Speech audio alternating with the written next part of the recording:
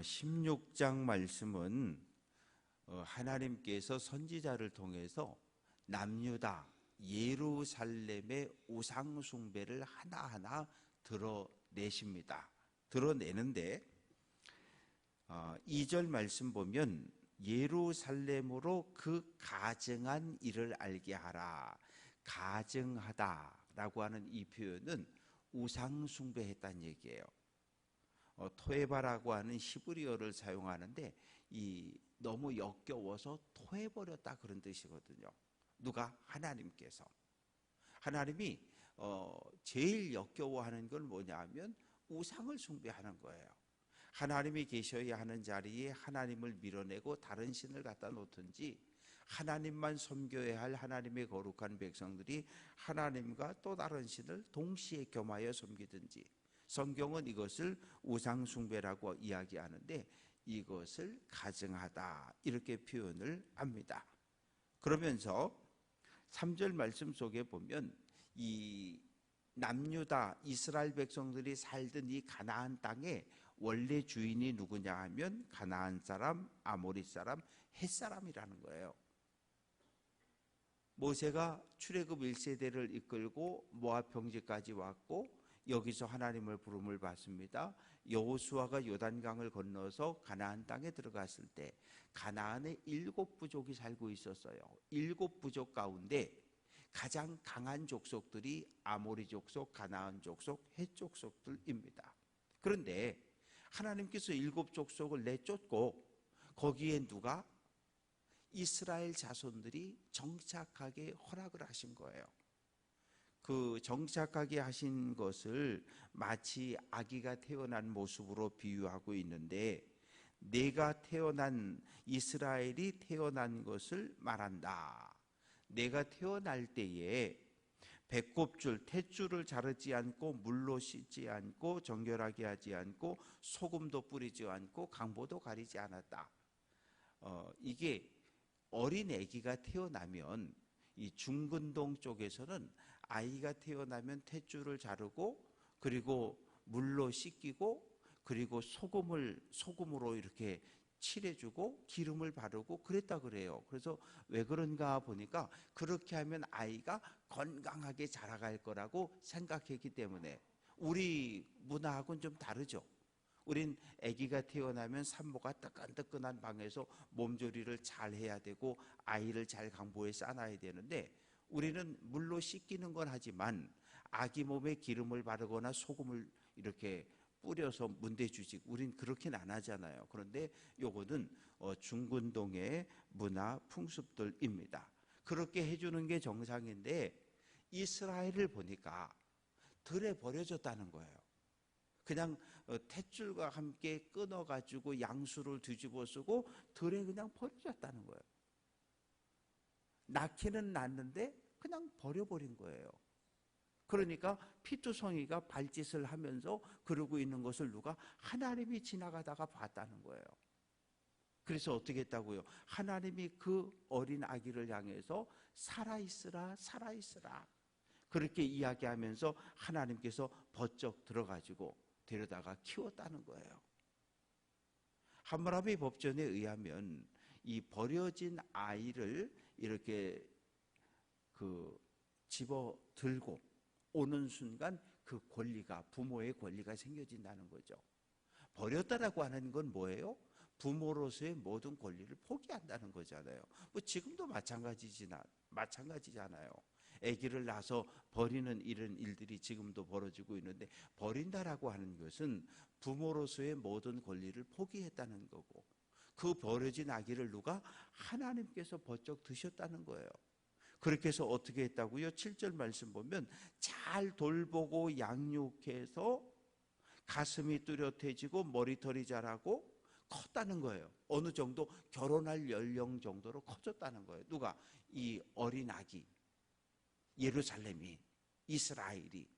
그런데 뭐가 문제인가 하면 7절 끝부분에 보면 내가 여전히 벌거벗은 알몸이더라. 애기들이 1살 되고 2살 되고 그러면 어느 순간부터 벌거벗은 것이 부끄럽다는 것을 애기들이 알아요.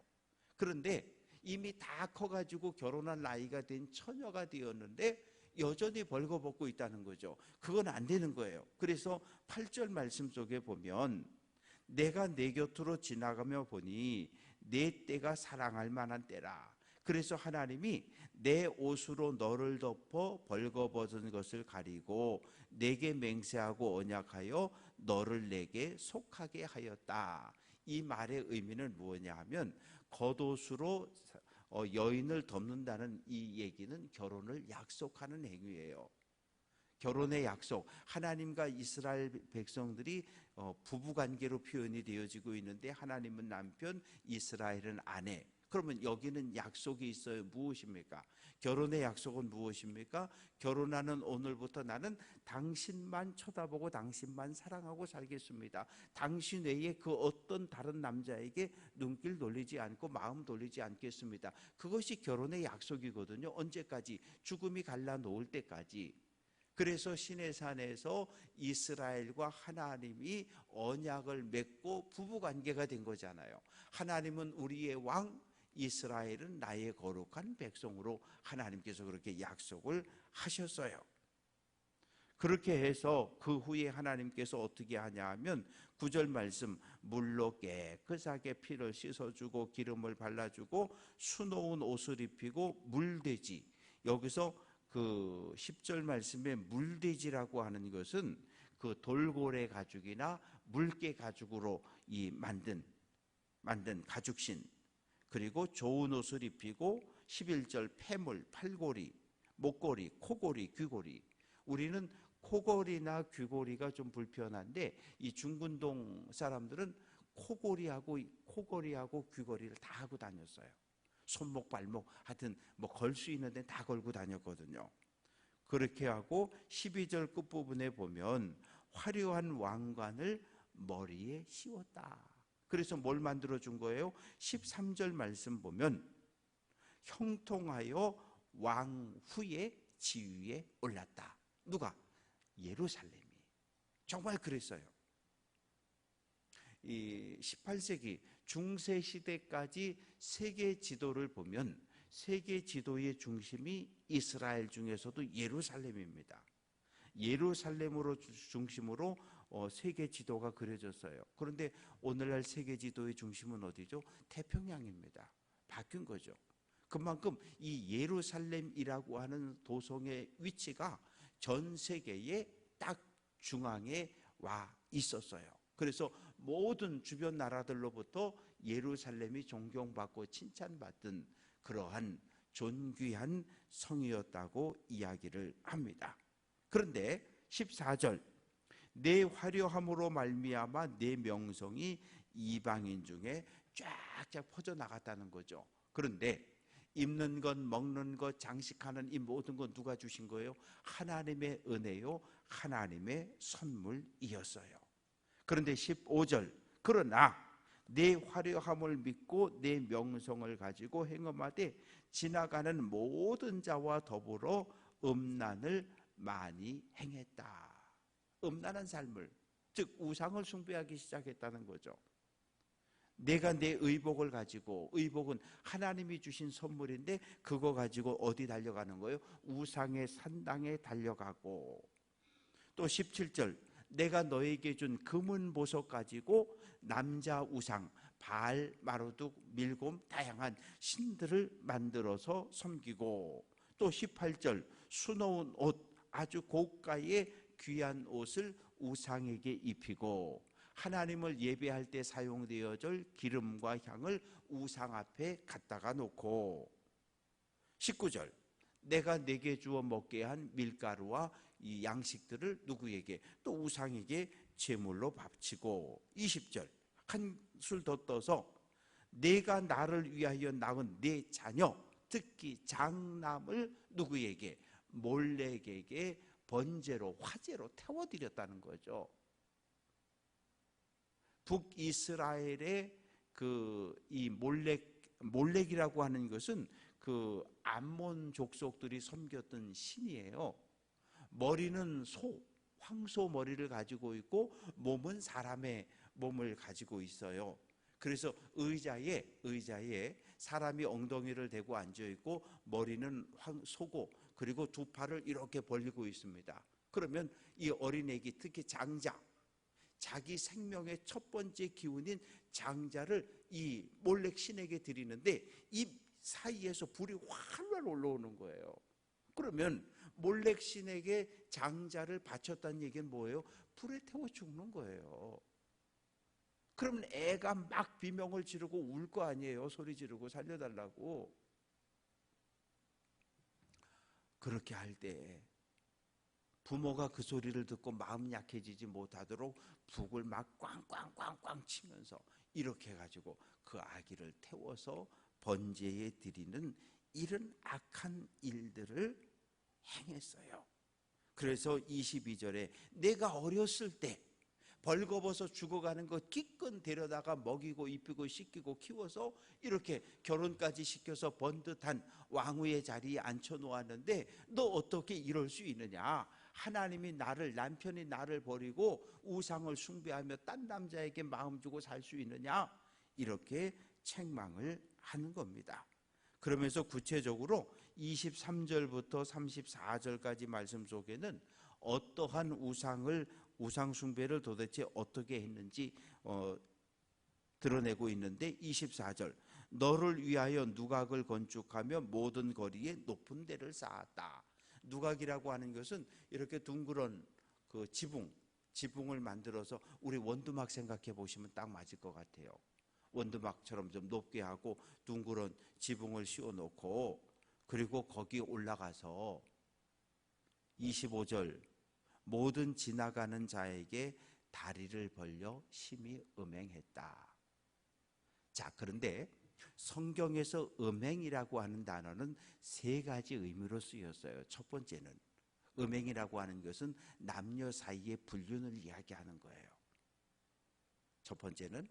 그리고 두 번째는 음행이라고 하는 것은 하나님만 섬겨야 할 우리가 하나님 말고 바알, 아세라, 말둑, 몰렉, 다른 신을 겸하여 섬기는 것, 이것을 성경은 음행했다고 이야기해요. 그리고 세 번째 또 하나가 있습니다. 정치적인 음행이에요. 오늘 말씀에 보면 26절 애굽 사람, 28절 아수르, 29절 갈대아, 이건 뭐예요? 전부 주변에 있는 강대국들이에요. 강대국과 정치적인 동맹을 맺는 것을 선지자들은 음행했다고 이렇게 표현하는 거예요. 왜? 이스라엘은 오직 하나님을 왕으로 하나님만 섬기고 하나님만 의지하고 살아가기로 약속한 백성들인데 하나님을 신뢰하지 못하고 강한 군사력을 가지고 있는 애굽과 동맹을 맺고 아수르와 동맹을 맺고 바벨론과 동맹을 맺고 그래서 나에게 도움이 될 만한 사람과 모든 정치적인 동맹을 맺음으로써 하나님을 버리고 다른 힘 있는 남편들을 찾아간 것을 성경은 또한 음행이라고 이야기를 합니다. 그래서 오늘 말씀 속에는 육체적인 도덕적인 윤리적인 음행과 함께 정치적인 야합, 그렇게 해서 강대국을 통해서 내가 어떻게 좀 덕을 좀 보려고 하는 이런 잘못된 행위들을 계속해서 지적하고 책망하고 있습니다. 그래서 30절부터 34절까지 말씀에는 아주 재미있는 이야기가 기록이 되어져 있어요. 33절 말씀 보면 사람들은 모든 창기에게 선물을 주거늘, 그러니까 몸을 파는 여성이 남성에게서 돈을 받고 잠자리를 같이 하는 게 이게 정상인데 문제는 뭐냐 하면 34절 중간에 보면 너를 따르는 자가 없다. 어느 누구도 예루살렘과 이 잠자리를 같이 하려고 하는 남자들 주변 나라가 하나도 없다는 거예요. 그러니까 어떻게 하는 거예요? 이 돈을 받고 몸을 팔아야 되는데 내가 돈을 갖다 주고 잠자리를 하는 이런 상황이 되어버린 거예요. 이거 뭐냐면 조공을 바쳤다는 거예요. 애굽의 조공을 갖다 바치고 아수르의 조공을 갖다 바치고 바벨론의 조공을 갖다 바치면서까지 우리와 정치적인 군사적인 동맹을 맺어달라고 하소연하는 이런 모습이 지금 이스라엘 예루살렘이 처한 상황이라는 거예요. 그래서 하나님께서 이 정말 하나님의 화가 잔뜩 나신 거예요. 왜? 이건 도대체 눈뜨고 볼래 볼 수가 없는 거예요. 이 예루살렘 남유다가 행하는 이스라엘이 행하는 이 죄악이라고 하는 것은 하나님의 눈으로 볼 때는 도대체 정말 눈을 뜨고 바라볼 수 없을 정도로 이렇게 비참하고 처참하고 그리고 음란한 모습을 보이고 있는 거예요. 에스겔로 하여금 이 모든 모습을 하나님이 보여주시는 겁니다. 그래서 이제 내일 35절부터 64절까지 쭉 이어지는 이 말씀 속에 63절까지 이어지는 말씀 속에 보면 하나님이 왜 예루살렘을 심판할 수밖에 없었는지 그 이유에 대해서 설명을 하고 있습니다.